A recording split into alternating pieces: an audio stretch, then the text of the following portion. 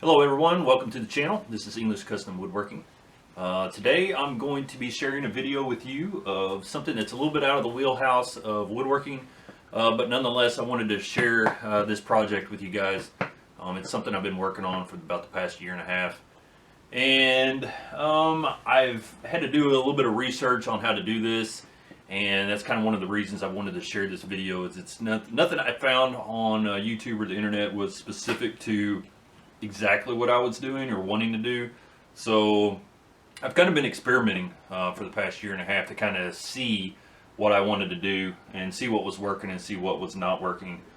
So basically I have an older vehicle. It's a 93 Chevy, and I've owned this thing for over 20 years, 22, 23 years.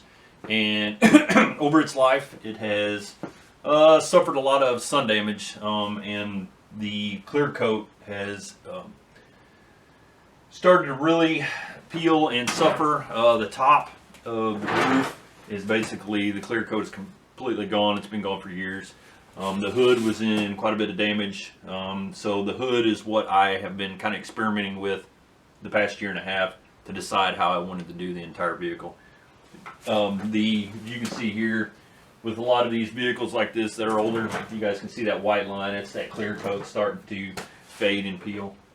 So basically what I started doing about a year and a half ago, I did some research. I actually got a friend that did his whole truck with this and had good luck.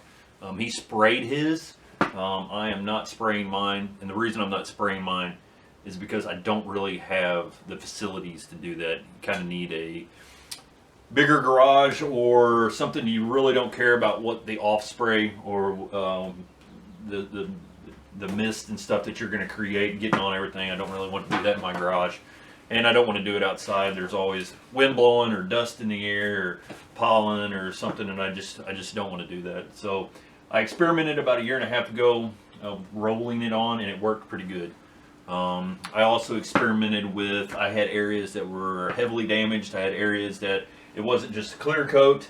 I had areas that were already down to the primer. This is primer here. And then I had areas that were down to the bare metal. So I am using the brand name Raptor Liner. So I guess up front, I am not sponsored by anybody. I had good luck with this company. I had good luck with this product. That is the only reason I'm sharing this. They're not paying me anything, and I'm not getting anything from them. But I did have good luck with it. I'll tell you a few of the pros and cons, and we'll just go with it. But this product, I think that you might be able to buy it from their website, but if I remember right, when I went to buy it from their website, it automatically linked me to Amazon, and that's where I bought most of mine from. I started out with a 2-quart product, and then this last time I bought a 4-quart. So I can't remember exactly how much the 2-quart was, but it was fairly pricey, and the 4-quart most definitely was. The buddy of mine that did his truck, he told me it took 8 quarts to do his, but that's including the additional coats that he went back and did over the top.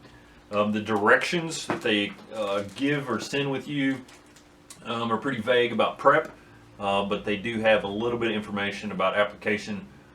They recommend you could use either the spray gun, which I have, but I'm not going to use once again.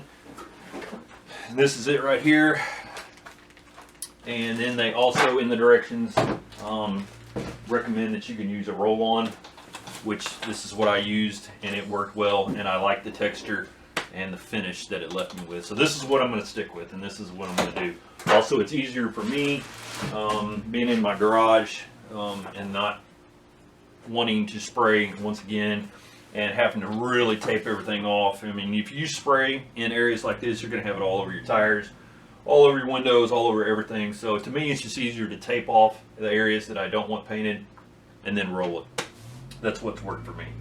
Okay, so on this hood, if you guys can see, also this product comes in a couple different types, I guess you could say, tintable. So you can buy whatever tint color you want, or it comes in a few colors where it's not tintable, and I think they're just basically like black. I went, obviously the color of this Chevy was red, and I wanted to go with another red. Initially I wanted to go with a darker color, maybe a black or a dark gray, with highlighting the black trim areas. So I thought about that for a little while, but then I thought about the inside areas, like so the inside of my doors are still going to be the original color, and that's going to be complicated to paint. So I didn't want to do that. And then the inside of the hoods, areas, other areas, I didn't want to have to repaint. So I just stuck with a red, or a shade of red. There were 2 different shades of red, if I remember right, that you could pick from. And one was a brighter red, and I can't remember the exact name. If I'll find out, I'll put it in the video across the bottom. But this red here is blood red. And it's obviously a little bit darker than the original factory red, but that's okay. That's kind of what I wanted. I didn't want it to be as bright, and it does what I wanted it to do. So prepping one of the reasons it's taken me about 1.5 years was the prepping process and kind of determining what worked, and over time, is it going to peel off? Is it going to come off? How is it going to stay on? So a lot of the really bad areas I did, okay, so if you've got metal showing, it recommends that you use their primer for bare metal, and then you go over the top of it with the Raptor liner. I did not do that. Their prep primer stuff is pretty expensive, so that was another reason I was going to experiment to see what else could work.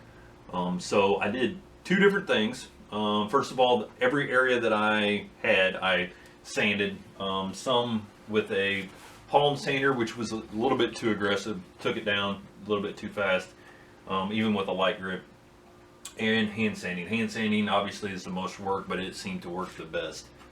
So I prepped the area, hand sanded the areas down, and then cleaned everything off with either acetone or some alcohol, and then let it dry. So some of those areas I took over the counter, buy at the hardware store, buy at your department store, automotive gray primer with the bare metal. So I did a few of those areas with that, and then I also bought another product, and I believe it is made by Rust-Oleum, and it is a bed liner. What this stuff is, this Raptor liner stuff, it is similar to the brand name Rhino lining type stuff that you see put treated in bed liners. So it's kind of a tough, rubbery like finish that you can kind of beat up and be really hard to, and it doesn't really hurt it at all. Okay, so once again, they make another product, Rust-Oleum, I believe is the brand name, and I bought it over the counter. It came in a black. So I pre-treated some of the other bare metal areas with that black. Just to experiment. Once again, this was all an experiment, trying to figure out what worked. I had time, wasn't in a hurry, just trying to figure out what worked. So I treated some of those areas with the gray spray paint and some of those areas with the black. Okay, they both worked. Didn't have any problems with it. The only problem that I did have is the black area, and I'm not sure if you can see this or not, but some of the black areas, I did 2 coats, and then I put a coat of red over the top, and I'm hoping you guys can see that, and you can still see the black through. So if you choose to do that option,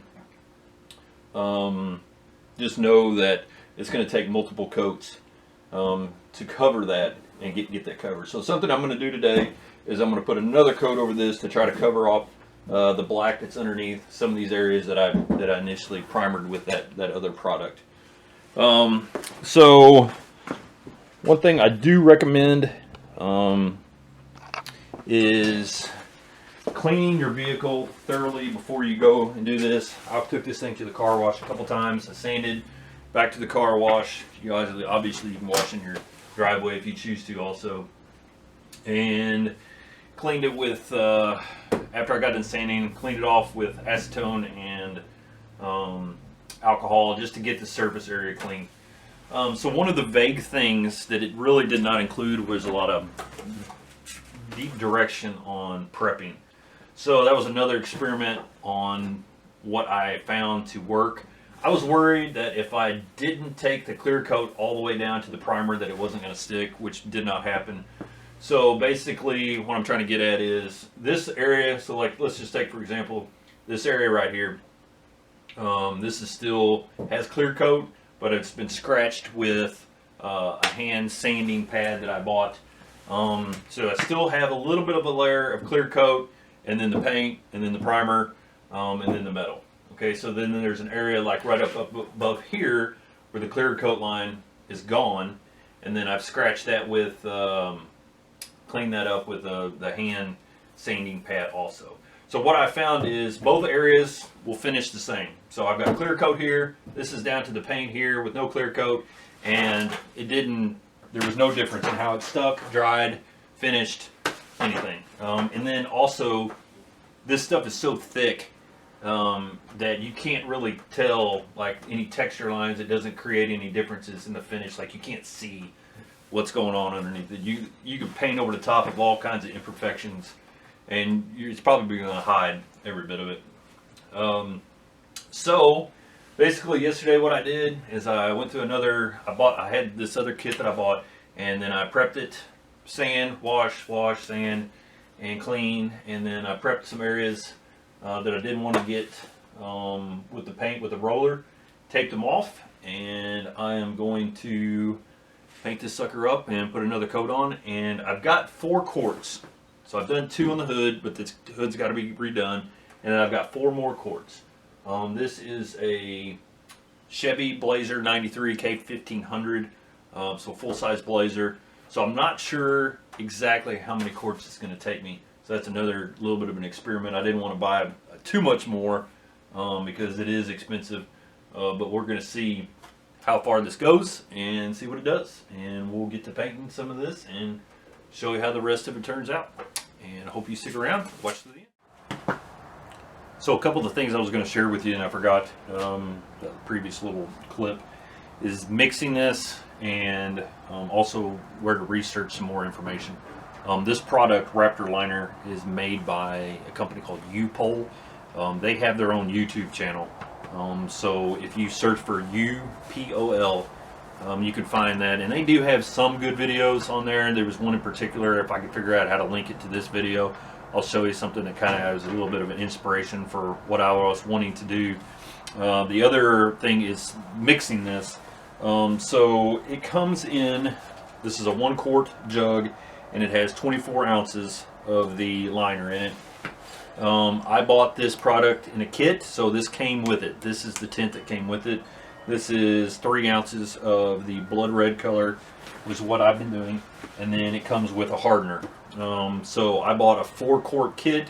It came with this amount. This is 32 ounces, so divided by 4, 8 ounces is what you want to mix into each quart along with the tint, and then that will make 1 quart of paint.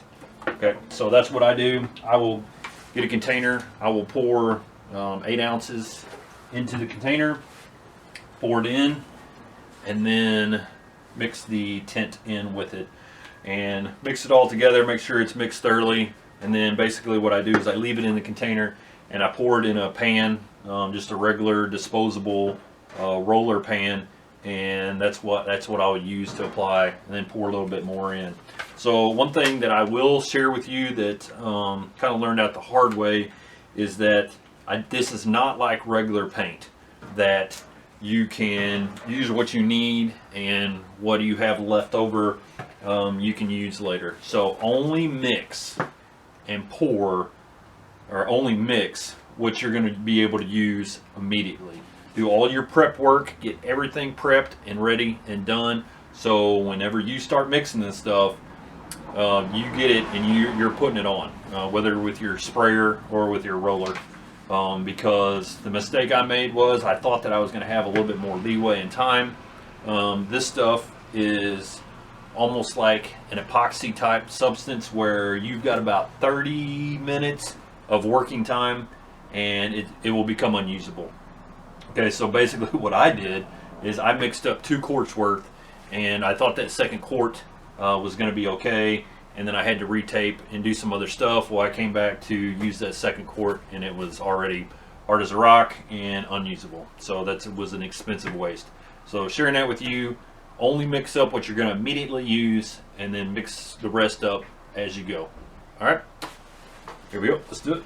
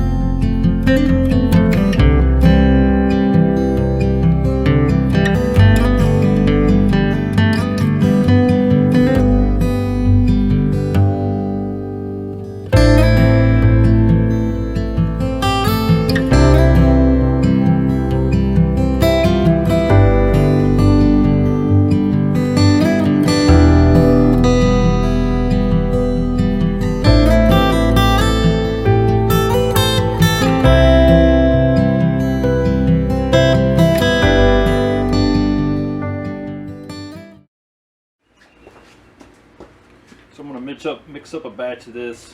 I noticed that I've had this product for a little while and it's pretty heavy, so I shook it up quite a bit. It sinks down. You can tell there's a little bit of liquid on top and a little bit more thick down on the bottom. So I shook it up, kind of get it mixed up a little bit. But once again, this is 24 ounces of the mixture. I'm going to pour in. I'm wearing gloves because this stuff's pretty vicious. I'd also recommend working in a well ventilated area or having some fans on. So I've got a couple floor fans. So I'm going to pour this whole container, which is about 3 ounces of tint.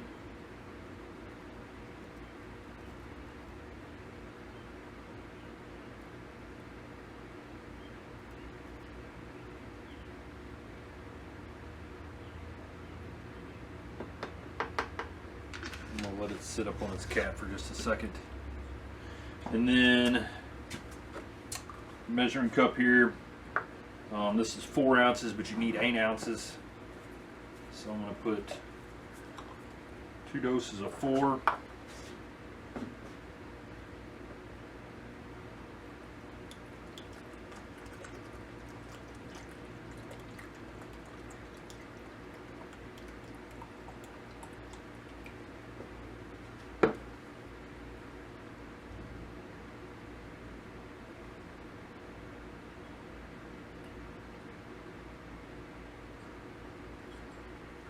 There's 1 dose of the hardener.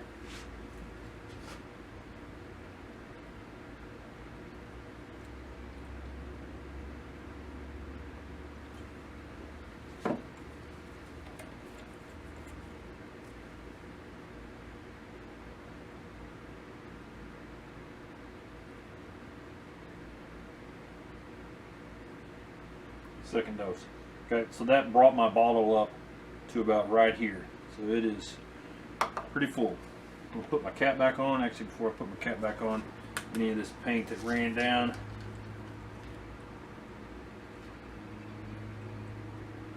Get every bit out of this that I can.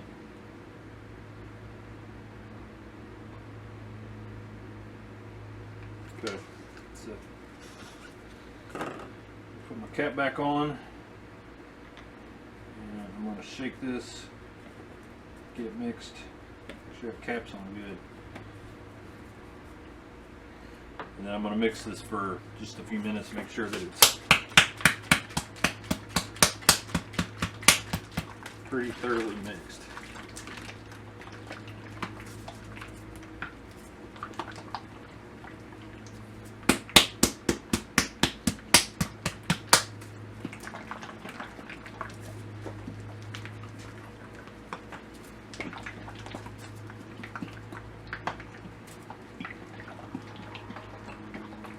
And we'll be back. Start painting.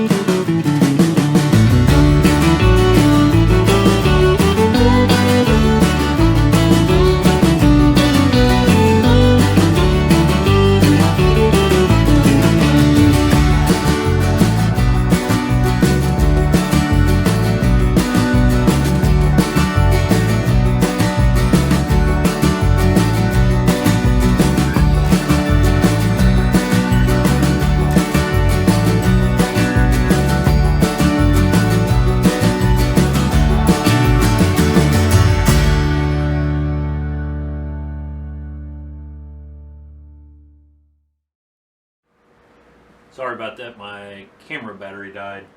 So that quart, I just finished it off. Actually lasted a little bit further than what I thought it would. Now it's going to be a thinner coat, and it actually tells you in the directions that a rolled on coat is going to be a thinner application than a spray on application. So if you're spraying it, it's not going to go quite as far as rolling. So if you're not really worried about how thick the finished coat is going to be, rolling might be a little bit better way to go too. But I got a little bit further than what I thought I did. There are definitely areas that I'm going to have to go back and put on a second application, or maybe even a third. But let me show you how far I got.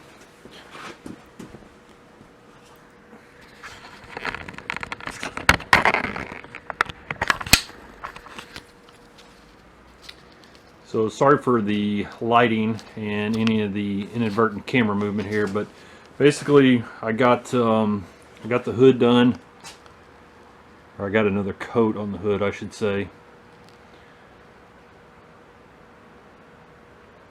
And then this quarter panel, the door, and you can see a little bit of the brush strokes, but from what I noticed on my last year's coating, once it dries and the more it dries, the brush strokes become a little bit less apparent. So it's a little bit hard to see because of lighting, but I got the trim down this centerpiece and the B-post. Sorry about the movement, but I got this part of this quarter panel here back to just above the tire, and then I moved over to the other side.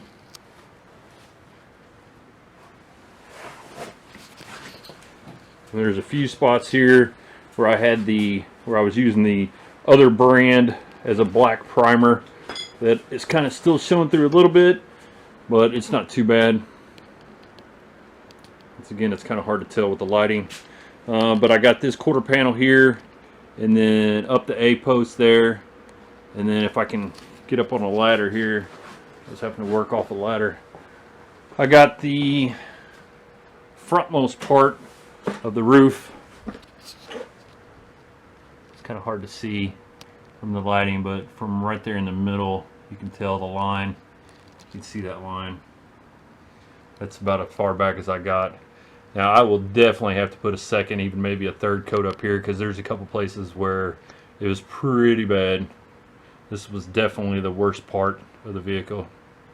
So once all this dries and I get the rest of it done, I'll pull it outside in the daylight or in the sunshine, and I'll get some better footage. But I don't want to do this outside because if you guys saw me at the beginning of that hood clip, there's bugs and pieces of lint and stuff just kind of floating around in the air that I was fighting with.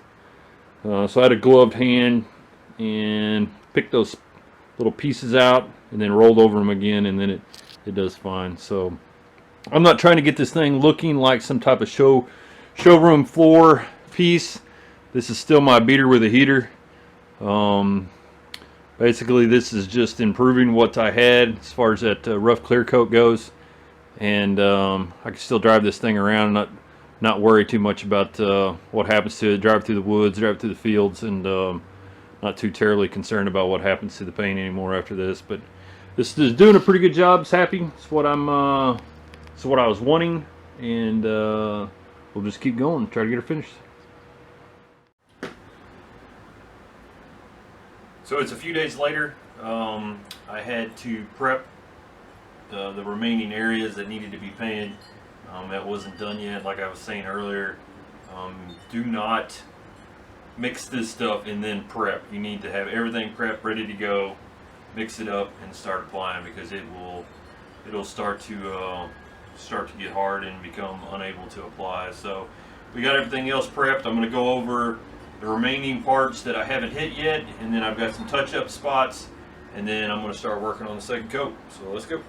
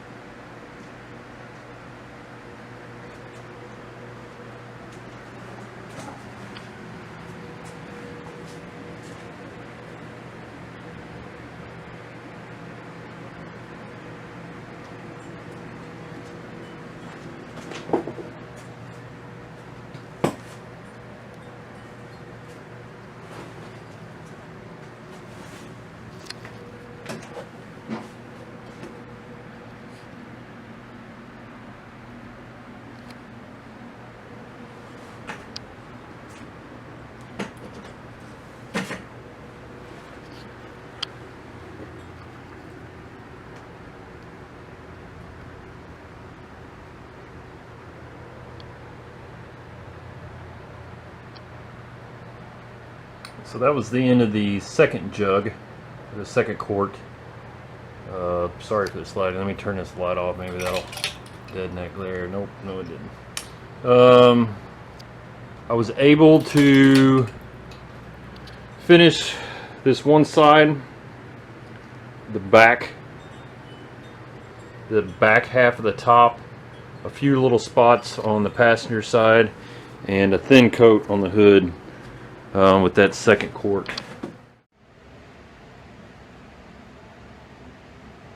Alright, so I didn't video it, but I just used the third quart. And on the third quart, I got a second coat on the tailgate panel. I got a second coat on the driver's side panels, all the way from the front to the back. I got a second coat on the roof, which I can get the ladder real quick here. Maybe I can. Sorry about that.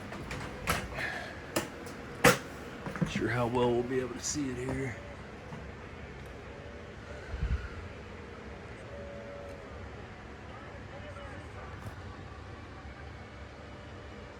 So a second coat on the roof.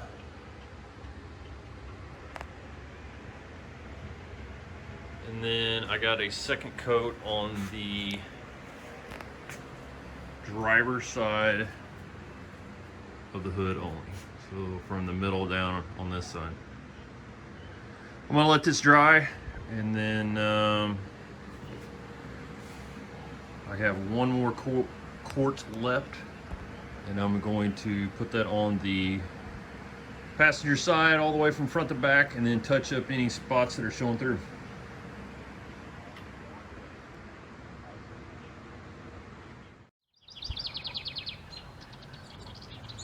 So here we are, used up the 4 extra quarts that I bought.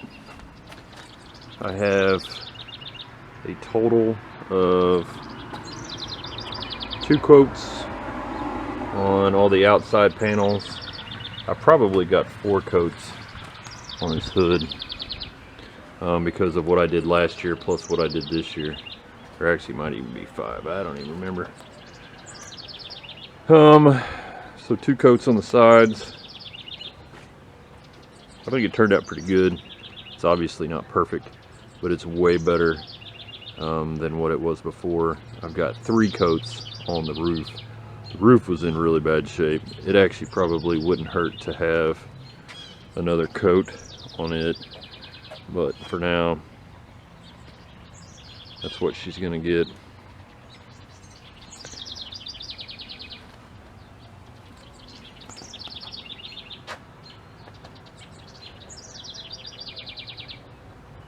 There were a few places pretty difficult around the trims and edges, and the body of this had some defects on it anyway, so it